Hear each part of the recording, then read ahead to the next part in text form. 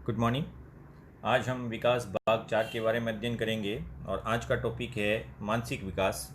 विगत कक्षा में हमने बालक के शारीरिक विकास के जितने भी एस्पेक्ट थे उनकी चर्चा कर ली थी। आज मानसिक विकास में हम 3 चीज़ों का अध्ययन करेंगे। ये 3 चीज़ें परीक्षा की दृष्टि से बहुत इम्पोर्टेंट है। मानसिक विकास की विशेषताएं क्या होती है, इन विशेषताओं के बारे में अध्ययन करना है। मानसिक विकास की अवस्थाएं क्या होती है, अर्थात विभिन्न अवस्थाओं में मानसिक विकास किस प्रकार से होता है, और मानसिक विकास के जितने भी आयाम हैं उन आयामों की चर्चा करेंगे। ये तीनों पॉइंट परीक्षा की दृष्टि से इम्पोर्टेंट हैं, आपको ज़रूर याद रखना है।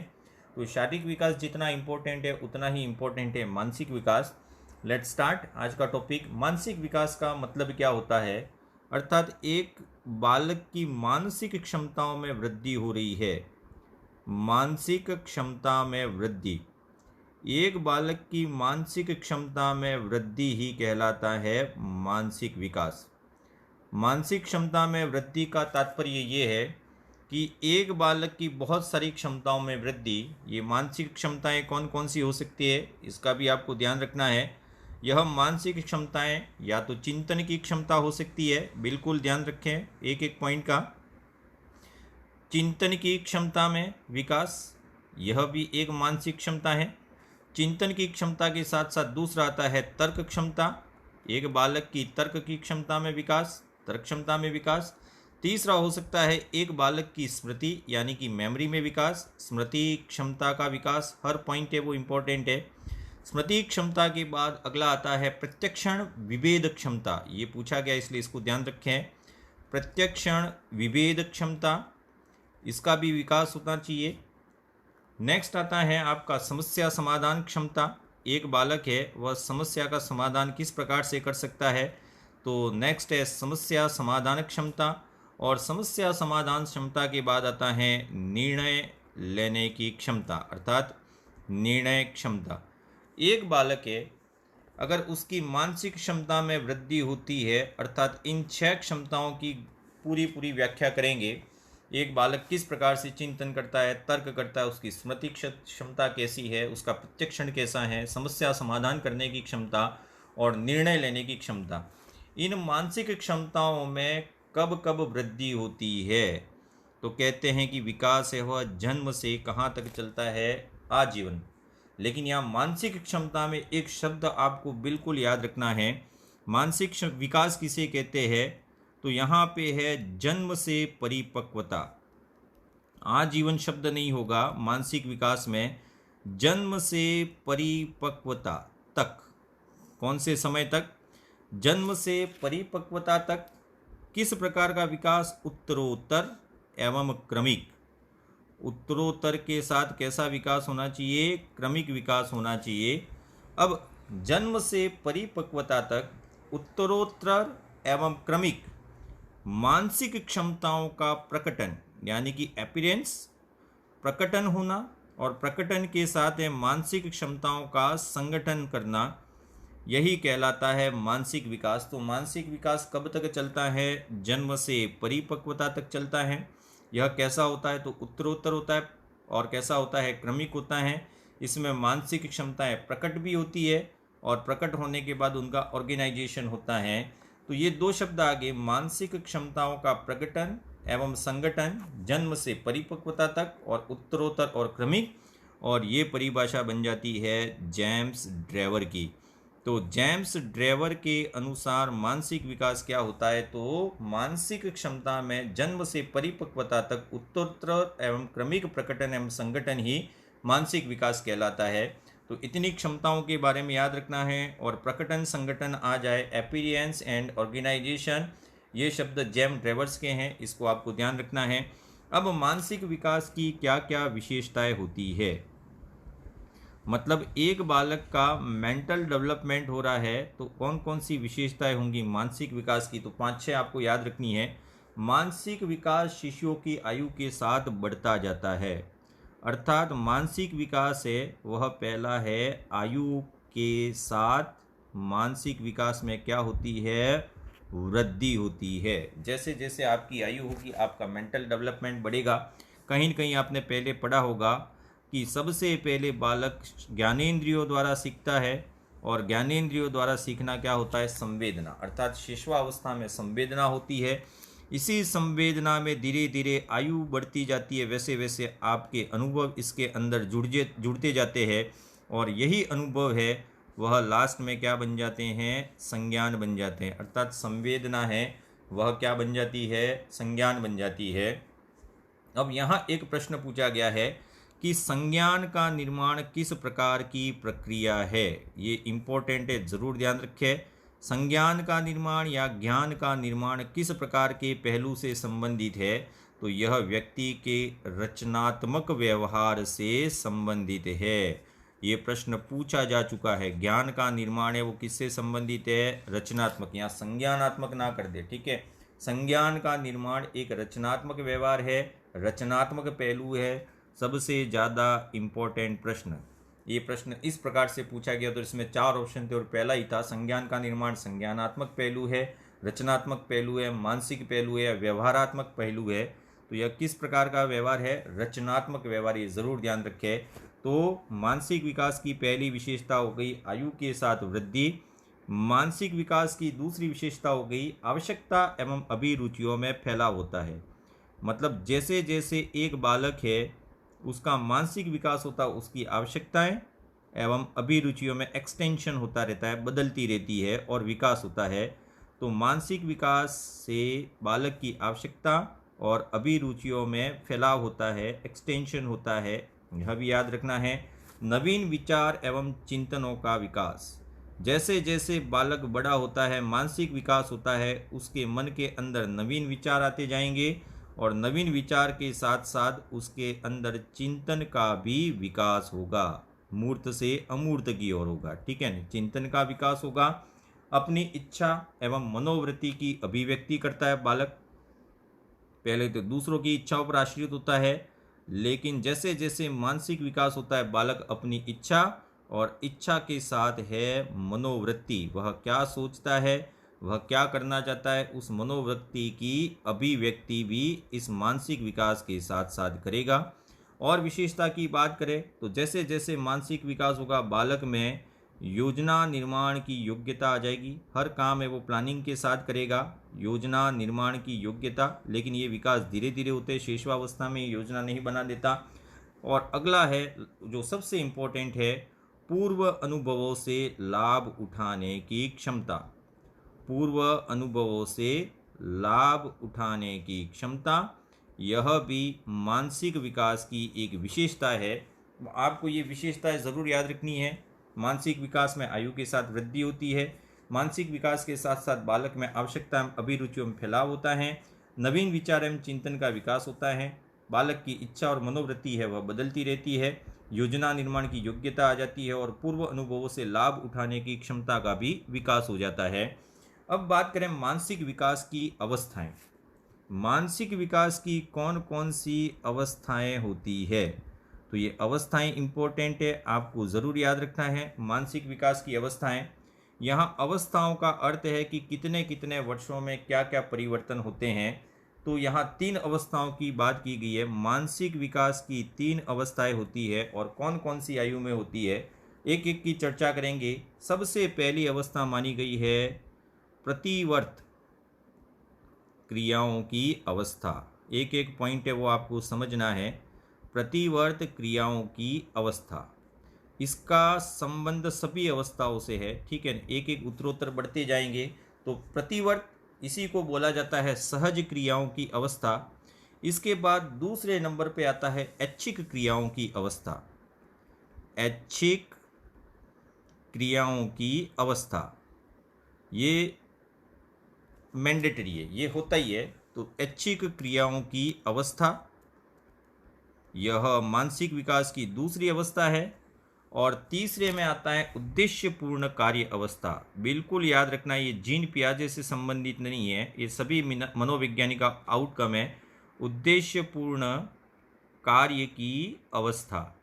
तो 3 प्रकार की अवस्थाओं के अंतर्गत ही एक बालक का मानसिक विकास होता है।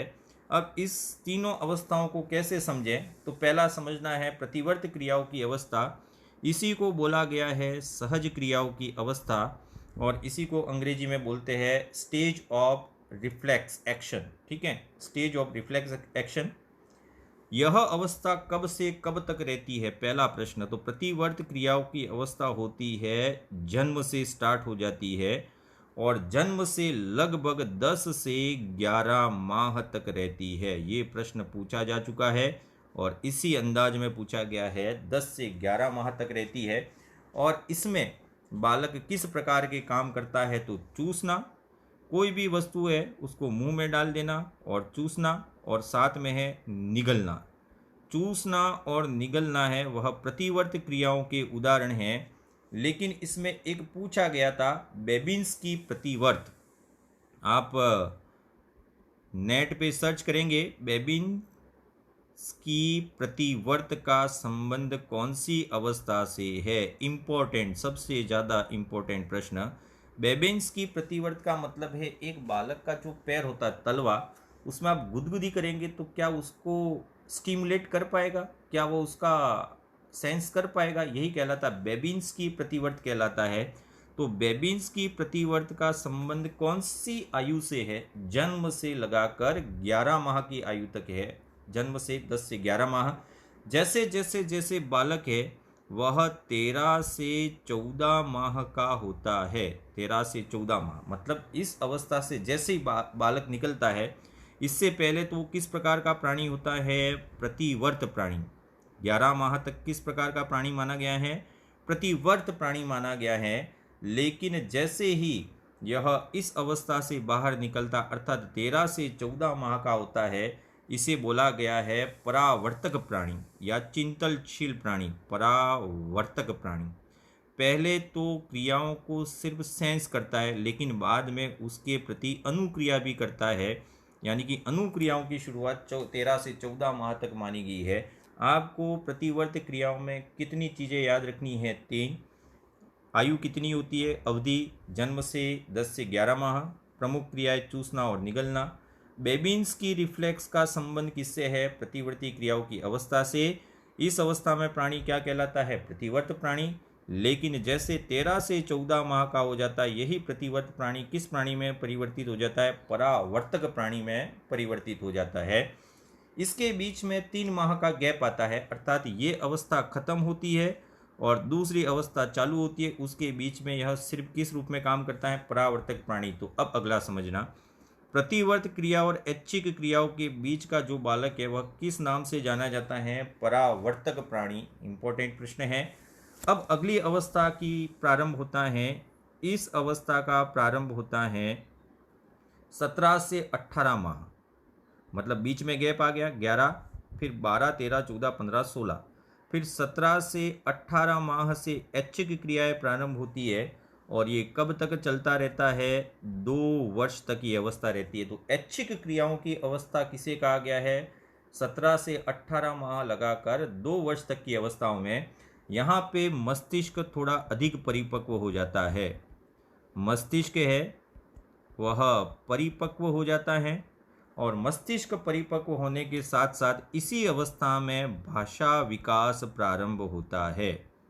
भाषा विकास प्रारंभ होता है। ये प्रश्न इंपॉर्टेंट। भाषा विकास का प्रारंभ कौन सी अवस्था से माना गया है? ऐच्छिक क्रियाओं की अवस्था से माना गया है। और तीसरी अवस्था है उद्देश्यपूर्ण कार्य की अवस्था। इसमें एक कोई न कोई उद्देश्य होता है बालक का, वह इसे पूरा करना चाहता है और इसका प्रारंभ होता है 2 वर्ष के बाद। अब 2 वर्ष के बाद इसका प्रारंभ होता है और लगभग 5 वर्ष तक ये अवस्था रहती है। इसके बाद तो पूर्णतः मानसिक विकास हो जाता है। इसमें कौन कौन से काम करेगा? तो एक तो है खिलौने पकड़ना। खिलौने को पकड़ना सीख जाता है। आप उसको पेन देंगे ना, पेन, तो पेन को चाकू की तरह नहीं पकड़ेगा, वह लिखने की स्टाइल में पकड़ेगा। तो पेन पकड़ना मतलब वह सीख जाएगा पेन कैसे पकड़ते हैं, मोबाइल को पकड़ना कैसे पकड़े। लेकिन सबसे इम्पोर्टेंट है इसमें ऑब्जेक्ट परमानेंसी। ये ज़रूर याद रखें ये प्रश्न, ऑब्जेक्ट परमानेंसी। इस गुण का विकास कब होता है? अगर इसको मैं हिंदी में लिखूं तो आप समझ जाएंगे। इसी को हिंदी में बोलते हैं वस्तु स्थायित्व। वस्तु स्थायित्व है उसके दिमाग में कब आता है? 2 वर्ष के बाद। अर्थात वस्तु कहाँ रखी गई है वह उसको पता होता है। इसी के लिए हमारे एक स्टूडेंट ने क्वेश्चन पूछा था ग्रुप में, ये प्रश्न है वो बहुत प्रचलित रहा था कि पिकाबू के एक खेल में कोई व्यक्ति है, मान लीजिए राम नाम का एक बालक है। इस राम की आयु 5 वर्ष है, उसकी बहन है कोई, वह दोनों खेल रहे हैं और उसने एक खिलौना था टेडी बियर। इस टेडी बियर को एक तकिए के नीचे छुपा दिया। राम उसे ढूंढ रहा है, लेकिन 2-3 मिनट के बाद वह भूल गया कि वो काम क्या कर रहा था, वो खिलौना कहाँ रखा, अर्थात उसके दिमाग से निकल गया। अर्थात उसमें कौन से गुण का विकास नहीं हुआ है? तो उसमें कौन से गुण का विकास नहीं हुआ है? ऑब्जेक्ट परमानेंसी या वस्तु स्थायित्व। इंपॉर्टेंट प्रश्न है ये, जीन पियाजे से रिलेटेड है वैसे तो, लेकिन ये इसी अवस्था से संबंधित है कि जब एक बालक किसी वस्तु को उसके सामने ही छुपाया जाए फिर भी वह कुछ समय बाद इसे भूल जाता है, इसका मतलब उसमें किस गुण का विकास नहीं हुआ है? वस्तु स्थायित्व या ऑब्जेक्ट परमानेंसी का विकास नहीं हुआ है। तो ऑब्जेक्ट परमानेंसी का विकास है वो कितने वर्ष की आयु के बाद होता है? 2 वर्ष की आयु के बाद। और इसका संबंध किससे है? उद्देश्यपूर्ण कार्य की अवस्था से। अब अगली बात करें तो किस किस अवस्थाओं में किस प्रकार से मानसिक विकास होता है? तो सबसे पहले एक तो लेते हैं शेषवावस्था। शेषवावस्था से अपन आगे जाते हैं, दूसरा है बचपनावस्था। दोनों की बात करेंगे सम्मिलित रूप से। अभी बाल्यावस्था की ओर नहीं जाते हैं, शेषवावस्था और बचपनावस्था इसके बीच की बात करें तो शेषवावस्था मानी गई है जन्म से 2 सप्ताह और बचपनावस्था 15 दिन से 2 साल तक लगभग। लेकिन इस पूरे को अपन 5 साल में कन्वर्ट कर दे, यानी कि 5 साल से नीचे, तो यहाँ पे बालक में क्या क्या प्रभाव पड़ते हैं? तो इस अवस्था में संवेदन की क्षमता का विकास होता है। संवेदन की क्षमता का विकास, संवेदन की क्षमता का विकास होता है। संवेदन की क्षमता का विकास मतलब सेंस करने की ताकत, सेंस करना और उसके प्रति कैसे प्रतिक्रिया देना। दूसरा है समझ का विकास।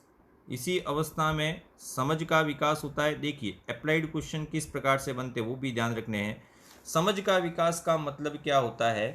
तो बालक लगभग 2 वर्ष या 1 वर्ष तक केवल उद्दीपक के प्रति क्रिया करता है, हर चीज को वह मानता है उद्दीपक।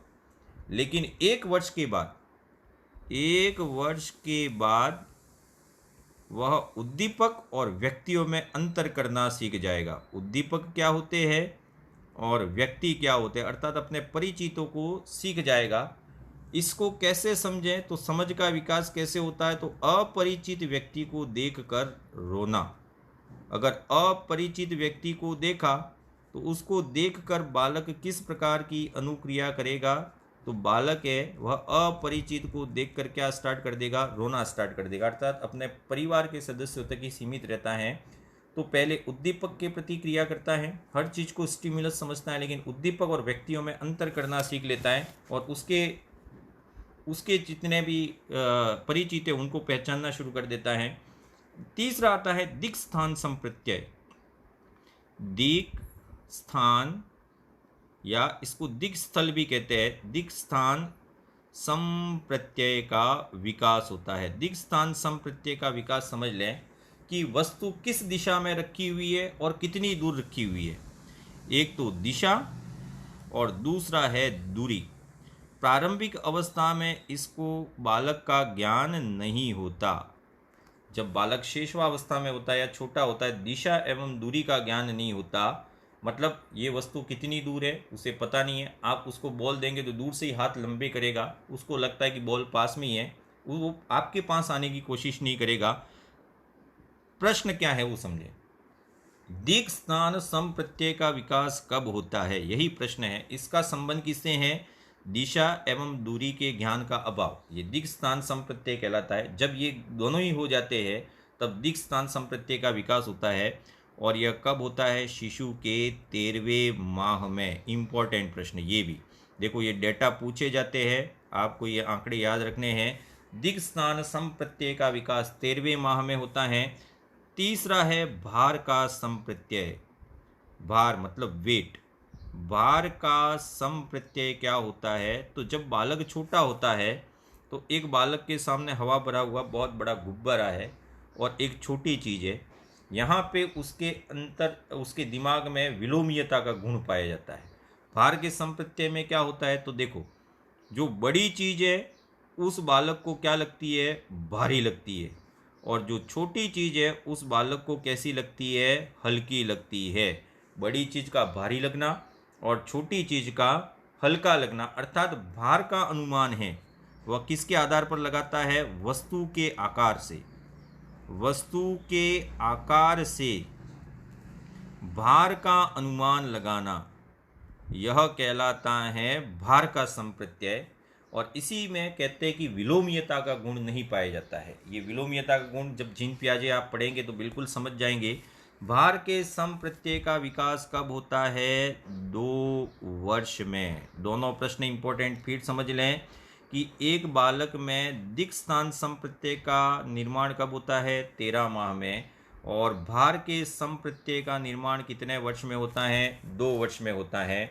अब अगली बात करें, एक बालक है उसमें समय का समप्रत्यय, समय का समप्रत्यय, कंसेप्ट ऑफ टाइम। क्या एक बालक में समय के समप्रत्यय का निर्माण होता है? जैसे कि आप कहें रात, ये बोलते रहते रात हो गई सो जा बेटा, दिन हो गया उठ जा, दोपहर हो गई फिर थोड़ा सा सो जा, इस प्रकार के शब्दों का प्रयोग करते हैं। या फिर आज, कल, परसों, इस प्रकार के शब्दों का प्रयोग करते हैं। या फिर हमने अगले साल एग्ज़ाम दिया था, कुछ लोग अभी भी ऐसे बोलते हैं अगले साल एग्ज़ाम दिया था। अरे अगले साल का मतलब तो आएगा, आपने एग्ज़ाम कब दिया? पिछले साल दिया था, ठीक है। तो अगला और पिछला आज तक ये भी कुछ लोग तो नहीं जान पाए। अगले साल हम एग्ज़ाम दिए थे तो उसमें फेल हो गए। अरे अगले साल तो आने वाला साल है। तो अगला, पिछला, रात, दिन, दोपहर, आज, कल, परसों, ये कहलाता है समय का संप्रत्यय। ये समय का संप्रत्यय बच्चे को समझ में नहीं आता है। और भार के साथ समय का संप्रत्यय भी कितने वर्ष में विकसित होता है? 2 वर्ष में होता है। तो इतनी कंसेप्ट है, दिक् स्थान संप्रत्यय, भार का संप्रत्यय, समय का संप्रत्यय, ये आपको याद रखने कब कब विकसित होते हैं। अब एक बालक ऐसे करते करते कैसे आ जाता है? बाल्यावस्था में आ जाता है। तो बाल्यावस्था में सबसे पहले मानसिक विकास से उसमें कौन कौन से परिवर्तन आएंगे? तो सबसे पहला है अन्वेषात्मक प्रवृत्ति का विकास। अन्वेषात्मक प्रवृत्ति का विकास मतलब बालक है वो खोजी प्रवृत्ति का बन जाता है प्रारंभिक बाल्यावस्था में। किस कारण से? तो उसमें होती है उत्सुकता, अभिप्रेरणा। उत्सुकता, अभिप्रेरणा के कारण बालक खोजी प्रवृत्ति का बन जाता है और इसी को हम कह सकते हैं जिज्ञासा के कारण। तो पूर्व बाल्यावस्था में जिज्ञासा ज़्यादा होती है और इसी अन्वेषात्मक प्रकृति का संबंध 4 प्रश्न से हैं। बालक क्या, एक तो ये पूछता रहता है क्या, क्यों, कहाँ, कैसे, इस प्रकार के प्रश्न है वह बालक ज़्यादा पूछता है। ये प्रश्न पूछता है, इसका मतलब उसमें अन्वेषात्मक प्रवृत्ति का विकास हो गया है। और इसका प्रमुख कारण क्या होता है? उत्सुकता अभिप्रेरण या उत्सुकता अभिप्रेरणा। अगली चर्चा करें तो दिक् स्थान संप्रत्यय इसमें ज़्यादा विकसित हो जाता है। दिक् स्थान संप्रत्यय वहाँ पे दूरी का अंदाज़ा लगा लेता है, लेकिन अब बालक है वो लंबी दूरी का भी अनुमान लगा देता है। लंबी दूरी का अनुमान तो आपने देखा होगा, एक छोटा बच्चा है इस बॉल को लात मारने जाता है तो ये पैर तो उसके ऊपर निकल जाते हैं तो बॉल वही रह जाती है। मतलब वह इस डिस्टेंस को मेज़र नहीं कर पाता। इस डिस्टेंस को, लंबी दूरी का अनुमान लगाने की क्षमता का विकास होता है 4 वर्ष में। दिक् स्थान संप्रत्यय तो 13 माह में विकसित हो जाता है, लेकिन छोटी दूरियों तक, बड़ी दूरियों तक अनुमान लगाने की क्षमता कब आती है? 4 वर्ष में आती है। और इस अवस्था में बालक में चिंतन एवं तर्क का विकास भी हो जाता है। चिंतन के साथ साथ तर्क करने की क्षमता और इसी के साथ साथ ठोस एवं संक्रियात्मक चिंतन का भी प्रारंभ हो जाता है। ठोस और संक्रियात्मक चिंतन का प्रारंभ। तो ये बाल्यावस्था की विशेषता है। बाल्यावस्था में मानसिक विकास में इतने परिवर्तन होते हैं। किशोरावस्था में आए तो किशोरावस्था में आपको मानसिक विकास नहीं पढ़ना, वहाँ आते आते तो बालक पूर्णतः विकसित हो जाता है। तो यहाँ तक मानसिक विकास के बारे में पढ़े। अब मानसिक विकास के क्या क्या आयाम है उनको पढ़ना है। मानसिक विकास के आयाम कौन कौन से आयाम होते हैं मानसिक विकास के। सॉरी, थोड़ा सा डिस्टर्ब हो गया आपके लिए, मोबाइल ना घुमाएं। ठीक है, ठीक हो गया होगा। मानसिक विकास के आयाम अर्थात आपके मस्तिष्क में कहाँ कहाँ परिवर्तन हुए, यही कहलाते हैं मानसिक विकास के आयाम। बहुत इजी है, समझना है इसको। मानसिक विकास के आयाम का मतलब क्या है, तो इसके आयाम कितने होते हैं वो समझ ले। इसके निश्चित आयाम हैं और इसके निश्चित आयाम बताने वाला मनोवैज्ञानिक था सीगल। और सीगल के अनुसार मानसिक विकास के आयाम में सबसे पहला होता है संवेदना। एक व्यक्ति की संवेदना में परिवर्तन होता है। संवेदना का संबंध बाद में हो जाता है प्रत्यक्षीकरण। प्रत्यक्षीकरण प्रत्यक्षीकरण के बाद आता है संबोध। संबोध को ही संप्रत्यय बोलते हैं। संबोध के बाद आता है स्मरण शक्ति। स्मरण शक्ति और स्मरण शक्ति के बाद आता है समस्या समाधान। समस्या समाधान किस प्रकार से बालक करता है। तो इतने मानसिक आयाम हैं, वह आपको याद रखने हैं। सबसे पहले बात करें संवेदना। तो संवेदना क्या होती है, तो संवेदना का अर्थ कई बार बता चुके हैं। वह है ज्ञानेंद्रियों द्वारा मानसिक अनुभव या ज्ञानेंद्रियों द्वारा प्राप्त ज्ञान है, वही संवेदना कहलाता है। लेकिन अपन थोड़ा सा बदल देते हैं, ज्ञानेंद्रियों द्वारा जो आप मानसिक अनुभव करते हैं वही मानसिक अनुभव है, वह क्या कहलाता है, संवेदना। और ज्ञानेंद्रियों की बात करें तो कौन कौन सी ज्ञानेंद्रियां हैं आपके पास, सभी है आपके पास। तो आँख है, कान भी है सुनने के लिए, नाक भी है आपके पास सूंघने के लिए, जीभ है चखने के लिए, और त्वचा है सेंस के लिए। तो ये 5 प्रकार की ज्ञानेंद्रियों से आप कुछ ग्रहण करेंगे, उससे दिमाग में आपकी जो पिक्चर बनेगी वही कहलाती है संवेदना। जैसे कि अब संवेदना का समय अल्प होता है, अर्थात संवेदना बहुत कम समय तक रहती है। और संवेदना तुरंत किस में परिवर्तित होने लगती है, दूसरे पॉइंट में संवेदना तुरंत प्रत्यक्षीकरण में परिवर्तित होने लगती है। इसका भी अर्थ समझेंगे। संवेदना तुरंत प्रत्यक्षीकरण में परिवर्तित होने लगती है। जैसे कि आप चुपचाप एक कुर्सी पे बैठकर पढ़ रहे हैं, ठीक है, पीछे से आपका एक दोस्त आया और उसने झाड़ू का एक तिनका होता है वो आपके गले में हल्का सा घुमाया, तो आप जोर से गले में थप्पड़ मारेंगे। क्यों? क्योंकि आपको लगेगा कि गले में या तो कोई कीड़ा चल रहा है। अर्थात आपने त्वचा से सेंस किया। सेंस किया मतलब आपने क्या किया, मानसिक अनुभव किया कि कोई ऐसी चीज़ है जो मेरे गले में चढ़ रही है। आप सोए हैं और आपके ऊपर कोई लगभग इस प्रकार से चले, रात को कोई ऐसा आ गया, तो आपके दिमाग में ये गति आ जाएगी कि ऐसे ऐसे ऐसे तो कौन मूवमेंट करता है, सांप करता है। अर्थात ये क्या हो गया, मानसिक अनुभव। तो पहली स्टेप है, आप जो सेंस करेंगे वो बहुत कम समय में रहेगा और तुरंत फिर क्या करेंगे, प्रत्यक्षीकरण। इसका मतलब क्या है वो देखें। संवेदनाओं का निश्चित अर्थ निकालना।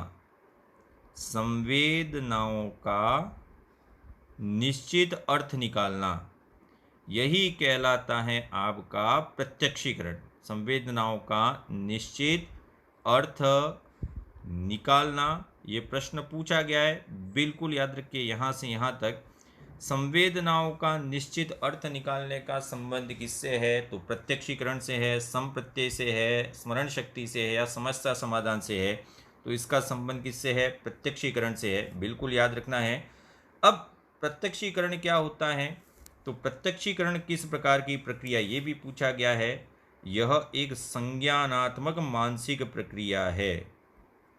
प्रत्यक्षीकरण है वह संज्ञानात्मक मानसिक प्रक्रिया है। अर्थात आपने अपनी ज्ञानेंद्रियों के माध्यम से जो मानसिक अनुभव किया उसका क्या अर्थ निकाल रहे हैं, वह आपके संज्ञान पर निर्भर करता है। तो संज्ञानात्मक प्रक्रिया कौन सी है? प्रत्यक्षीकरण है। और प्रत्यक्षीकरण में इसके बाद आपका आ जाएगा संबोध। इसके बाद आप क्या करेंगे? तो संबोध, इसी संबोध को बोला जाता है कंसेप्ट। आप किसी चीज का कंसेप्ट कैसे बनाएंगे? ठीक है ना, कंसेप्ट क्या होता है? इसी को बोलेंगे समप्रत्यय। तो समप्रत्यय का विकास कैसे होता है? तो तीसरे नंबर पर आएगा। पहले संवेदना होगी, फिर प्रत्यक्षीकरण होगा, और फिर क्या आएगा? समप्रत्यय आएगा। समप्रत्यय में आप जितना भी सेंस करते हैं, जितना भी आपने प्रत्यक्षीकरण किया, उसमें कड़ी से कड़ी जोड़ना, कड़ी से कड़ी जोड़कर आप किसी कंसेप्ट का निर्माण करते हैं, वही कहलाता है संबोध कहलाता है। जैसे कि आपने किसी दो चीज़ों को देखा, छोटे बच्चे होते हैं, जैसे कि एक तो ये गोल चीज़ है और एक चार कोने वाली चीज़ है। एक बच्चे ने इसको लात मारी और एक बच्चे ने इसको लात मारी। इसको लात मारी तो ये लुढ़कने लगी, लुढ़कते लुढ़कते यहाँ आ गई, और इसको लात मारी तो हो सकता है थोड़ी सी खिसकी, लेकिन लुढ़की नहीं।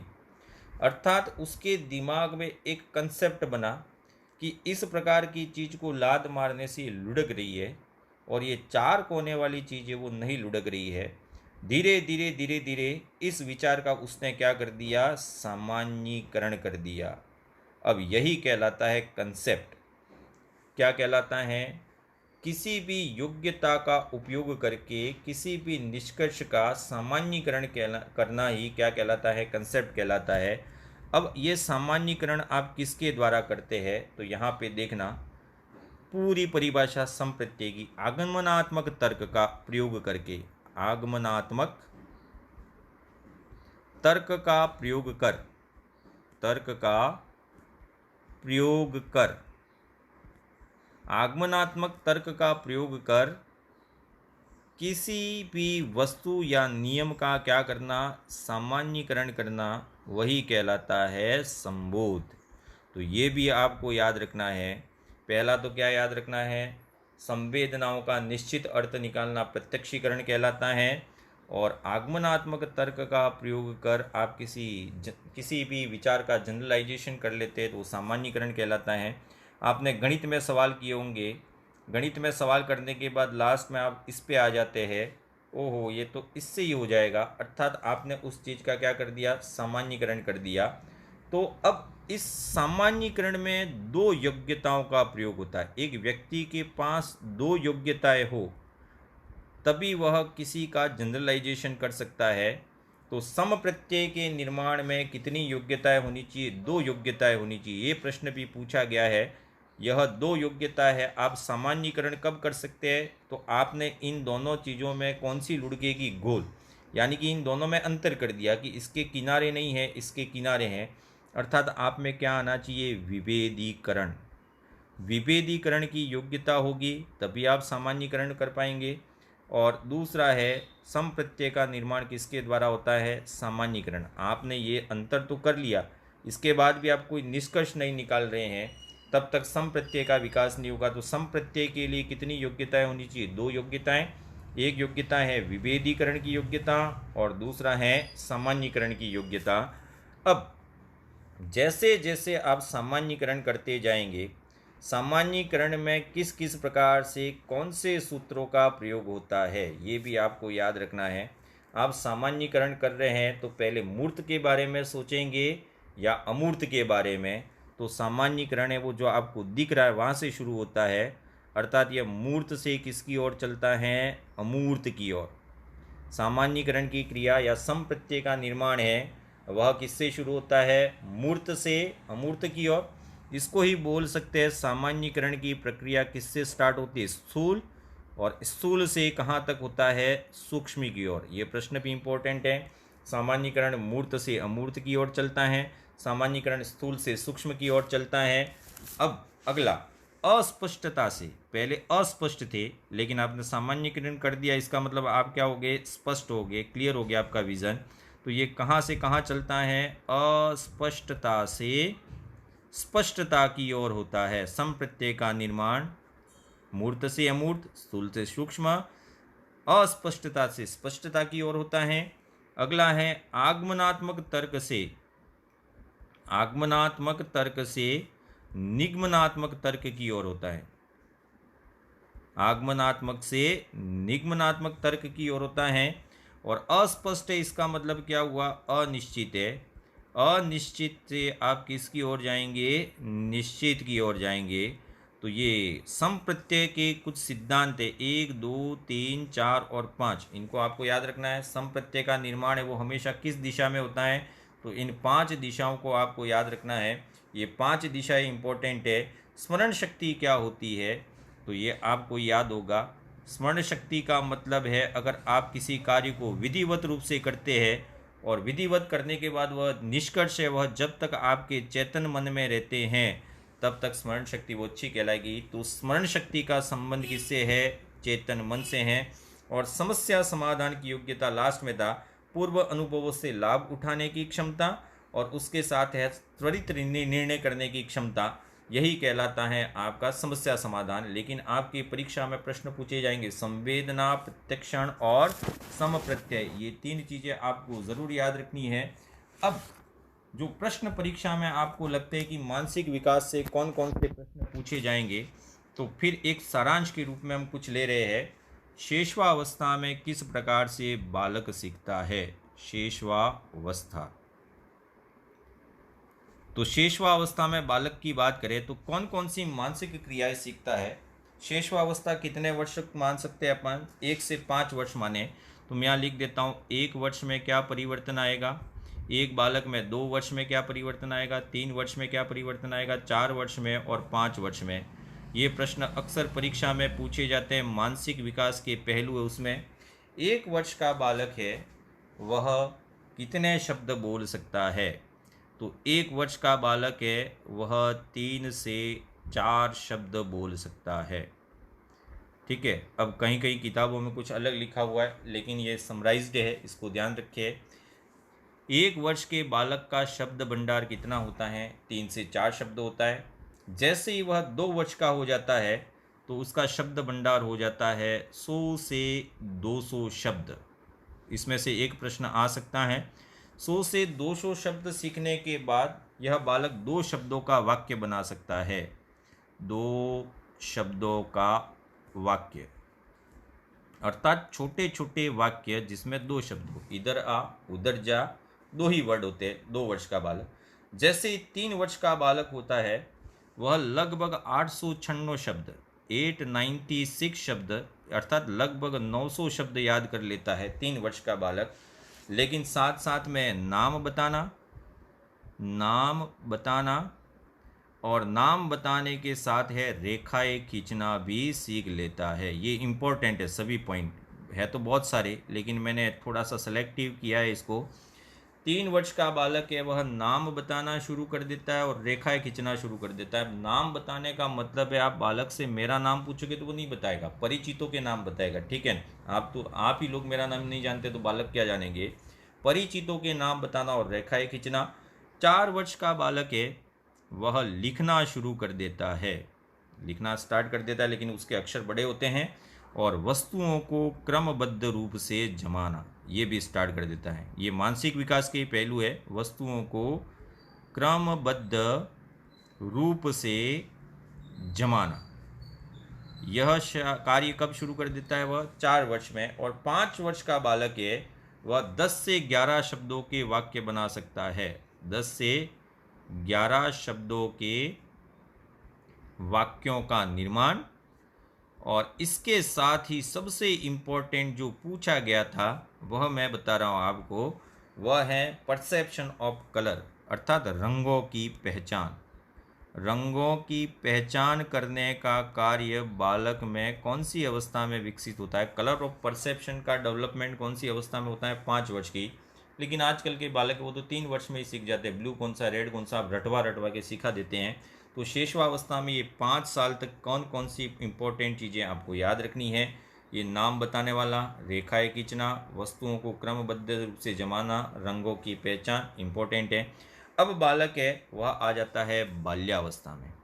बाल्यावस्था में आने पर बालक में कौन कौन से मानसिक परिवर्तन होते हैं? तो बाल्यावस्था शुरू होती है 6 वर्ष से और 6 से चलना है अपन को 12 वर्ष। तो 6 वर्ष में बालक में क्या परिवर्तन होता है? एक 6 वर्ष का बालक वह शरीर के अंगों के नाम बताना, बिल्कुल याद रखें, शरीर के अंगों के नाम बताना, और अंगों के नाम के साथ साथ है सरल प्रश्न पूछना, ठीक है ना, या सरल प्रश्नों का उत्तर देना, सरल प्रश्नों का उत्तर देना। अब यूनिक महात्मा गांधी के बारे में वर्णन कीजिए तो वो तो वर्णन नहीं कर पाएगा, सरल प्रश्नों के उत्तर दे पाएगा, ठीक है ना। आप छोटे मोटे कोई क्वेश्चन करें तो उसके उत्तर दे पाएगा। 7 वर्ष का बालक है, ये इम्पोर्टेंट है, 7 ईयर। यहाँ आते आते ही बालक में अवबोध क्षमता का विकास होगा। अब ये प्रश्न पूछा गया है, अवबोध की क्षमता का विकास है वो बालक में कितने वर्ष में होता है? 7 वर्ष में होता है। अर्थात अवबोध का मतलब क्या हुआ? अंडरस्टैंडिंग, तुलना एवं समानता करना, तुलना करना, और तुलना करने के साथ साथ दूसरा है समानता करना। ये तुलना और समानता तभी कर पाएगा जब विभेदीकरण कर पाएगा। तो एक बालक में अवबोध क्षमता का विकास कब होता है? 7 वर्ष में। 8 वर्ष का बालक है, 8 वर्ष तक आते आते बालक है वो कविता और कहानियों को दोहराना, कविता और कविता के साथ है कहानियाँ, इनको दोहराने का काम करता है और लगभग 16 शब्दों के वाक्यों का निर्माण कर लेता है। 16 शब्दों के वाक्य का निर्माण कर सकता है या बोल सकता है, ठीक है। जैसे ही बालक 9 वर्ष का हुआ, 9 वर्ष का बालक है वह दिनांक, समय एवं मुद्रा का ज्ञान कर लेता है। दिनांक के साथ है समय और समय के साथ है मुद्रा का ज्ञान हो जाता है। अगला है 10 वर्ष। 10 वर्ष का बालक है वह दैनिक जीवन के नियम, दैनिक जीवन के जितने भी नियम हैं, अर्थात रात क्या होती है, सुबह कब होगी, ये जितने भी नियम हैं, और साथ साथ में परंपराओं का भी ज्ञान हो जाता है। परंपराओं का ज्ञान का मतलब ये वागड़ है जैसे, तो इसमें हम फूले का क्या होता है, काट्टा क्या होता है, 11वां क्या होता है, ये बालक जान पाता है। बा कहाँ गई, बा काट्टे में गई है, इस प्रकार से वह परंपराओं का ज्ञान कर लेता है। 11 वर्ष तक आते आते बालक में किस प्रकार का परिवर्तन होगा? तो यहाँ पे तर्क के साथ है जिज्ञासा, तर्क, जिज्ञासा एवं इसके साथ साथ है निरीक्षण शक्ति का विकास। तर्क, जिज्ञासा एवं निरीक्षण शक्ति का विकास बालक में हो जाता है 11 वर्ष में, और 12 वर्ष में इसी तर्क का, जिज्ञासा का, निरीक्षण का उपयोग कर बालक में समस्या समाधान की क्षमता आ जाती है। समस्या समाधान की क्षमता और साथ साथ में निर्णय लेने की क्षमता। अब ये प्रश्न पूछा गया, एक बालक में निर्णय लेने की क्षमता का विकास लगभग कितने वर्षों में होता है, ये पूछा गया था। तो 12 वर्ष में हो जाता है। इसके बाद आती है आपकी अवस्था। आपकी तो नहीं कह सकते, आप तो प्रौढ़ावस्था में आ गए हैं, लेकिन किशोरावस्था आती है। किशोरावस्था में पहले ही कहा गया है कि यहाँ पर बालक का जो मानसिक विकास है वह उच्चतम स्तर पर पहुँच जाता है, और उच्चतम स्तर पर पहुँच गया तो बालक है उसमें किसका विकास हो जाता है? सूझ का विकास हो जाता है या अंतर्दृष्टि का विकास हो जाता है। अब बालक है, इसमें कहा गया है कि बुद्धि का विकास जो होता है, मस्तिष्क का विकास अलग है, बुद्धि का विकास है वो लगभग कितने वर्ष तक होता है? 15 से 16 वर्ष में अधिकतम हो जाता है। अब बालक है वह यहाँ पे अमूर्त चिंतन प्रारंभ कर देगा, और यहाँ पे एक बात कही गई है, जैसे ही बालक यहाँ पे आ जाता वह अवस्था उसकी हो जाती है आत्मचेतना की अवस्था। मतलब सूझ के द्वारा वह कौन सी अवस्था में प्रवेश करता है? आत्मचेतना। तो यहाँ एक अंतर समझे, अगर आत्मगौरव आए तो आत्मगौरव की अवस्था कौन सी है वो पहले बता चुके हैं, लेकिन शब्द बदल दे और आत्मगौरव की जगह अगर चेतना कर दे तो आत्मचेतना का संबंध किससे है? किशोरावस्था से, बिल्कुल याद रखें। और इसी अवस्था में अमूर्त चिंतन का विकास होगा, अमूर्त चिंतन के साथ साथ तार्किक चिंतन का विकास होगा, तार्किक चिंतन के साथ साथ भाषा का अधिकतम विकास, भाषा का अधिकतम विकास है वह भी इसी अवस्था में होता है। तो ये मानसिक विकास से संबंधित जो शब्द थे वो आपको याद रखने हैं, किस किस प्रकार से बालक में मानसिक विकास होता है। और इसी मानसिक विकास के साथ साथ संज्ञानात्मक विकास भी इसी का ही पहलू है। तो संज्ञानात्मक विकास के लिए जीन पियाजे को आपको पढ़ना है, जो वीडियो पहले ही अपलोड कर दिया है। Thank you and keep smiling.